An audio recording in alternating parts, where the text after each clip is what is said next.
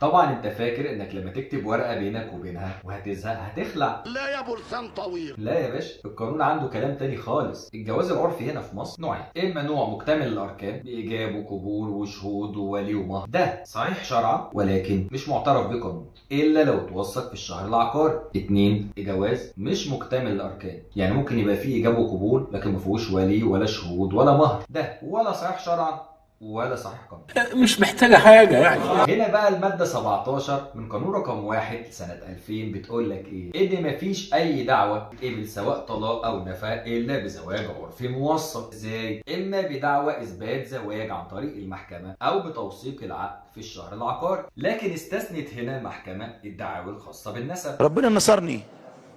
يعني الأولاد يثبت نسبهم للأب عن طريق دعوى إثبات نسب، وليهم كل الحقوق زي أي طفل شرعي، من نفقة ومن ميراث ومن تعليم ومن رعاية. ولو الزوج أنكر الزواج، امال امك انت. هنا تطلع له المادة 99 من قانون الإثبات رقم 25 لسنة 1968 اللي بتدي الحق للزوجة إنها ترفع دعوى إثبات زواج عن طريق المحكمة إما بالشهود أو بالورقة المكتوبة. يعني باختصار لو ناوي تتجوز عرفي وثق العقد. انت مالك؟ انت مال شكلك وانت مال اهلك؟ انت مالك انت؟ ووفر على نفسك وجع الدماغ، وهتيجي يا ابني منك احسن ما تيجي غصب عنك. ولو الفيديو فادك ووصل لك الصورة اعمل لي لايك واشترك في القناة عشان يوصلك كل جديد، وقول لي جاي فين.